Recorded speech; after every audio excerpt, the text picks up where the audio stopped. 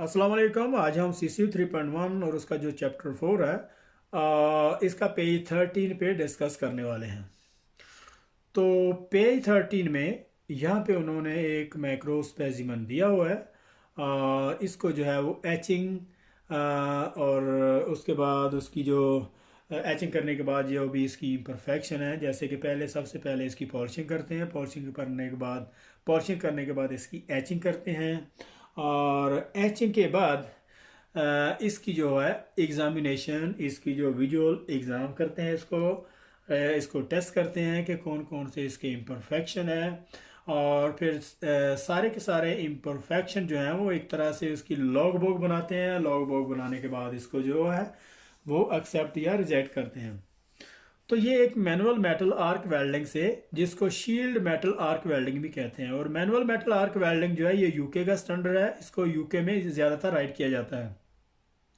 और जो shield metal arc welding है इसको अमेरिकन में इसको इस्तेमाल करते हैं।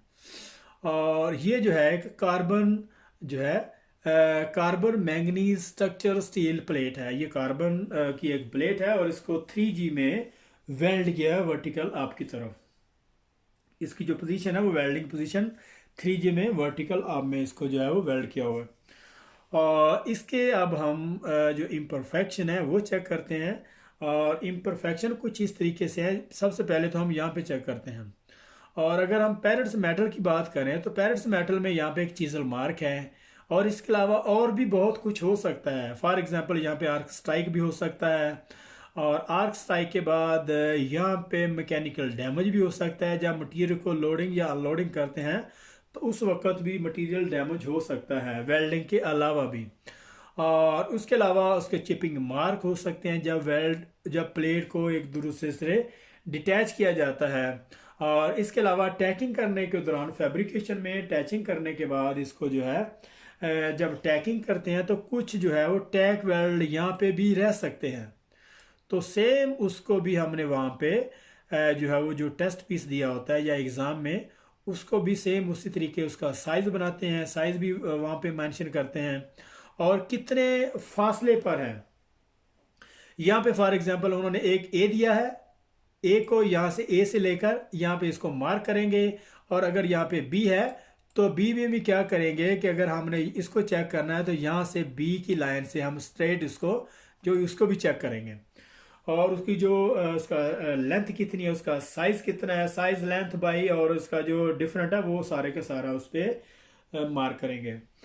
तो यहाँ पे है इसके इम्परफेक्शन है कौन से, इसकी एक्सेस वेल्ड मेटल बहुत ज़्यादा हाइट है और डेफिनेटली ये 3 मिली से ज़्यादा होगी। या फिर जितनी भी स्टैंडर्ड ने इसको मेंशन किया होता कि इसको यहाँ तक एक्सेप्ट है। और अगर वहाँ से ये कुछ ज़्यादा ऊपर है तो फिर डेफिनेटली ये रिजेक्ट होगा। और उसके बाद यहाँ पे इनकम्प्लीट जो है वो फिल्ड ग्रूव है। तो ये भी डेफिनेटली जो है एक्सेप्ट नहीं है, क्योंकि ये भी किसी सूरत हाल में भी इसको एक्सेप्ट नहीं किया जाता। उसके बाद स्लैग है और ये जो स्लैग का डायमीटर इसको चेक करेंगे। और इसके बाद lack of side wall fusion with slag with lack of side wall fusion, ये जो नज़र आ रहा है तो ये भी डेफिनेटली एक्सेप्ट नहीं है। और इस तरीके से कुछ ये लैक ऑफ फ्यूजन नज़र आ रहे हैं। और लैक ऑफ फ्यूजन करने के बाद यहाँ पे एक एंगुलर मिसलाइनमेंट है, एंगुलर मिसलाइनमेंट। तो ये मिसलाइनमेंट दो तरह की होती है, एक एंगुलर मिसलाइनमेंट, एक लीनियर मिसलाइनमेंट। तो यहाँ पे आप देख रहे हैं कि ये एंगुलर इसकी मिसलाइनमेंट है। तो ये कहाँ तक एक्सेप्ट है? फॉर एग्जांपल ये इसका स्ट्रेट है, ठीक है, यहाँ तक फॉर एग्जांपल। और ये कितना इसका फर्क है, यहाँ से मेजरमेंट इसकी लेंगे। और अगर तो ये साइज एंगुलर मिसलाइनमेंट का अगर एक्सेप्टेंस क्राइटेरिया से बाउंड है तो फिर ये डेफिनेटली रिजेक्ट होगा। तो चलिए चेक करते हैं। इसमें इम्परफेक्शन नीचे दी हुई है तो सबसे पहले हम एक एक करके यहाँ पे लिखते जाएंगे। जिस तरह का ये लैक ऑफ रूट फ्यूजन है, एक किनारा बिल्कुल मेल्ट भी नहीं हुआ, तो यहाँ पे रूट इनकम्प्लीट रूट पेनिट्रेशन और लैक ऑफ फ्यूजन यहाँ पे लिखेंगे। और उसका साइज कितना है उसको चेक करेंगे। उसका साइज यहाँ पे मार्क करने के बाद फिर उसको एक्सेप्टेंस क्राइटेरिया क्या कह रहा है कि अगर तो उसका साइज कम है लेकिन ये रूट पेनिट्रेशन या फ्यूजन है, ये तो डेफिनेटली ये तो रिजेक्ट ही है, ये तो रिजेक्ट ही लिखेंगे। और इसके अलावा अगर आर्क स्ट्राइक है या फिर मार्क है या जिस तरह का यह स्लैग है, तो यहाँ पे हम स्लैग करेंगे। स्लैग करने के बाद उसका मैच करने के बाद उसको जो है उसका डायमीटर करेंगे, फिर उसको कंपेयर करेंगे एक्सेप्ट या क्राइटेरिया के मुताबिक। अगर उसका ज़्यादा जो है वो साइज़ ज़्यादा है जो हमने विजुअल तौर पर चेक किया है, तो फिर रिजेक्ट होगा। अगर एक्सेप्टेंस क्राइटेरिया से उसका साइज़ कम है तो फिर डेफिनेटली वो एक्सेप्टेबल है, यानी कि वो इम्परफेक्शन जो है वो एक्सेप्टेबल होगी। तो इसी तरीके से चीज़ल मार्क है, आर्क स्ट्राइक है, जिस तरह से हमने एग्जांपल थी, lack of side wall fusion है, lack of slag with lack of side wall fusion, slag with inter fusion, और इसके बाद इनकम्प्लीट फिलड ग्रूव है, एक्सेस वेल मेटल हाइट है, इनकम्प्लीट पेनिटेशन और फ्यूजन है, और एंगुलर मिसअलाइनमेंट है या फिर लीनियर मिसअलाइनमेंट है।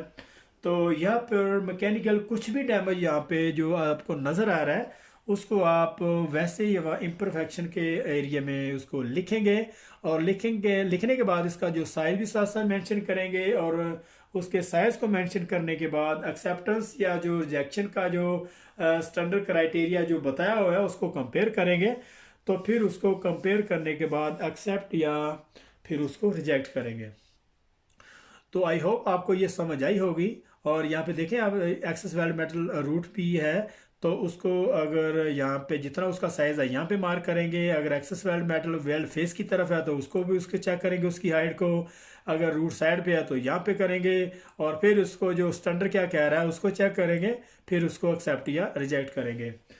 तो आई होप आपको ये समझ आई होगी। तो कमेंट्स में फिर आपको चेक करेंगे सारा जो है इसका स्टैंडर्ड, उसको चेक करने के बाद कि कितने मैंने मार्क्स इसके करेक्ट लिए हैं। तो मिलते हैं नेक्स्ट चैप्टर 14 में, नेक्स्ट पेज 14 में। तब तक के लिए अल्लाह हाफिज़।